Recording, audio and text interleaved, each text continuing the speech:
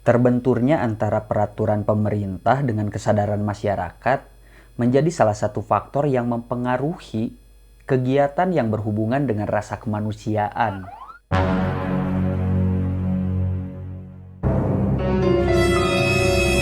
Enggak. Di saat beberapa relawan meluangkan waktunya, usahanya, dan juga tenaganya, di satu sisi lainnya, nggak sedikit orang yang memperdebatkan hingga menuai pro dan kontra gitu guys.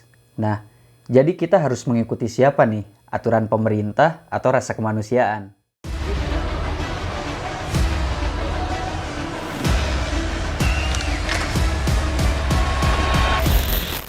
Sampurasun guys, apa kabar kalian semuanya? Balik lagi sama channel Sarang Semut Adventure.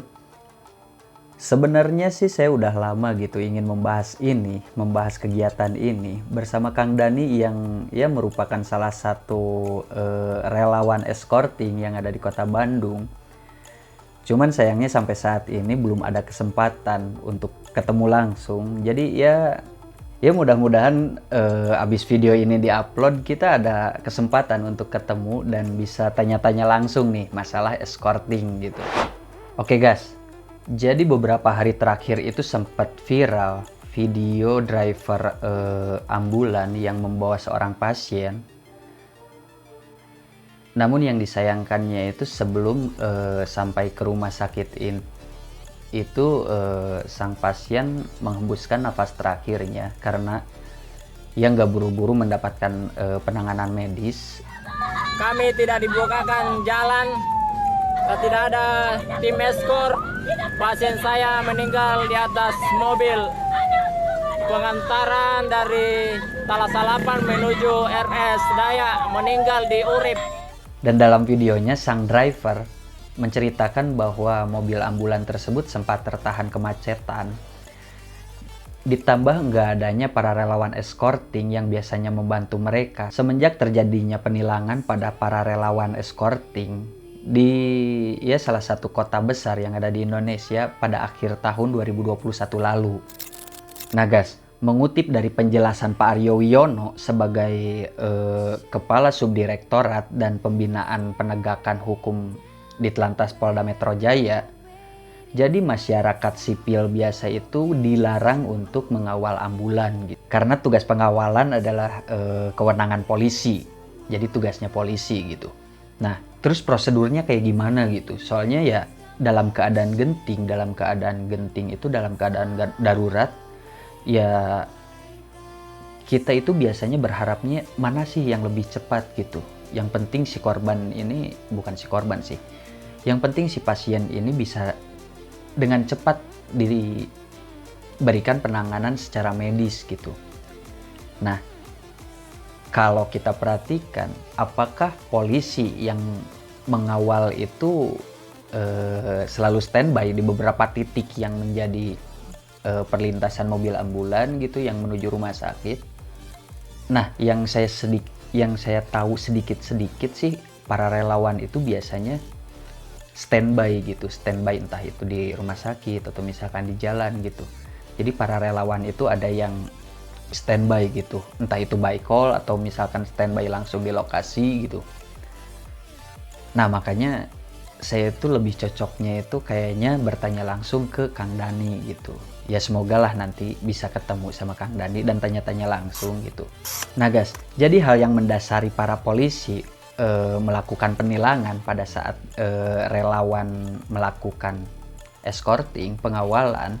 Jadi pada saat motor tersebut melakukan pengawalan itu ada banyak potensi yang dapat membahayakan gitu. Nah dari situ polisi dapat menetapkan hal itu sebagai pelanggaran lalu lintas sesuai dengan pasal 283, di mana pengendara tersebut bisa mengganggu konsentrasi dan bahkan membahayakan pengendara lain. Nah dari situ saya sempat berpikir gitu, kenapa polisi nggak melakukan pelatihan aja gitu, soalnya dari sisi lain positifnya itu ya selain bisa meringankan tugas polisi juga, masyarakat yang darurat membutuhkan bantuan itu ya terbantu juga gitu sama mereka gitu. Soalnya ya coba bayangin sama kalian kalau misalkan kalian di posisi keluarga pasien gitu. Pada saat kalian menuju rumah sakit sempat terhadang kemacetan, bayangin bagaimana perasaan kalian pada saat itu gitu. Nah, balik lagi ke masalahnya, kalau misalkan para relawan ini berpotensi membahayakan pengendara lain atau misalkan mengganggu konsentrasi pengendara lain, ya udah gitu. Titik tengahnya ya udah kasih kesempatan untuk mendapatkan pelatihan gitu. Gimana sih caranya mengawal dengan baik gitu, biar enggak terjadi hal yang membahayakan orang lain gitu. Nah, kita semua tahu gitu, kalau misalkan ambulan itu termasuk kendaraan prioritas gitu yang harus kita dahulukan gitu. Cuman yang terjadi di lapangan itu kebanyakan orang itu kurang gitu kesadarannya itu. Entah karena keadaannya emang benar-benar macet hingga sulit membuka jalur. Aduh, susah kali ini jalannya.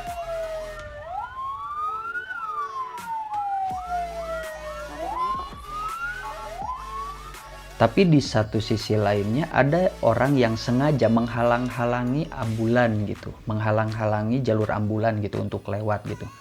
Seperti yang sempat viral beberapa waktu lalu gitu, ada sebuah pengendara mobil yang menghalangi jalur mobil ambulan gitu pada saat menuju rumah sakit.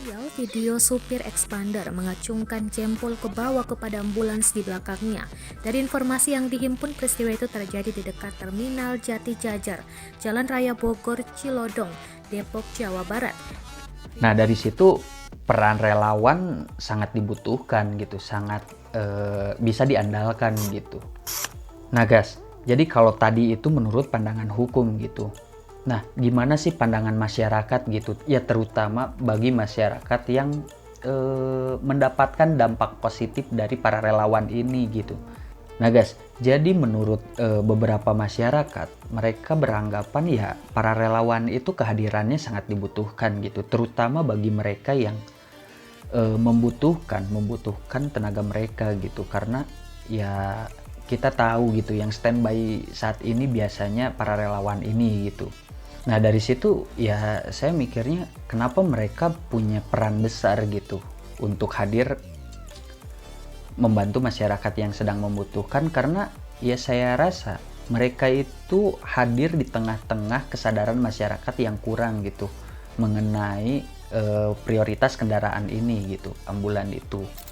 Oke guys, jadi kita harus gimana nih menanggapi hal seperti ini gitu ya. Yang pertama, bagi kita atau misalkan bagi kalian yang mendapatkan keadaan yang seperti ini, ketika kalian sedang berkendara gitu dan dengan kebetulannya menemukan para relawan ini diikuti dengan sebuah suara sirine, ya saya harap sih kalian nggak usah risih gitu, terus nggak usah menggerutu juga. Jadi ya tolong mengerti dengan keadaannya gitu, bahwa ya kita kan nggak tahu gitu di dalam ambulan itu ada pasien yang kritis kah, atau ada pasien yang harus segera mendapatkan penanganan medis, atau ada pasien seperti apa gitu. Jadi ya udahlah, tolong maklumin keadaannya gitu. Nah terus untuk pihak kepolisian, ya kalau misalkan bapak-bapak sedang bertugas gitu di jalanan ketemu sama para relawan yang diikuti sebuah ambulan, ya saya mohonnya itu ya udahlah nggak usah ditilang juga gitu. Kalau misalkan mereka mau diberhentikan ya udah berhentikan gitu, tapi tolong lanjutkan gitu pengawalannya sampai ke rumah sakit gitu, karena ya di dalam ambulan gitu ada seorang pasien gitu yang harus segera mendapatkan penanganan medis gitu. Nah, buat kalian para relawan escorting, tetap terus semangat karena apa yang kalian lakukan itu berdampak besar gitu bagi mereka yang membutuhkannya gitu. Nah guys, mungkin segitu dulu aja untuk video kali ini. Mohon maaf kalau misalkan saya ada beberapa hal yang keliru, entah itu mengenai pasal-pasal pelanggarannya atau apa gitu. Saya mau mohon maaf, tolong koreksi juga di kolom komentar. Dan kalau kalian punya saran atau pertanyaan, atau bahkan ada hal lain yang menurut kalian perlu kita bahas, silahkan tulis juga di kolom komentar. Tetap terus pantengin channel Sarang Semut Adventure, jangan lupa untuk like, share, dan subscribe. Sampai jumpa di video selanjutnya. Hayu gaskeun.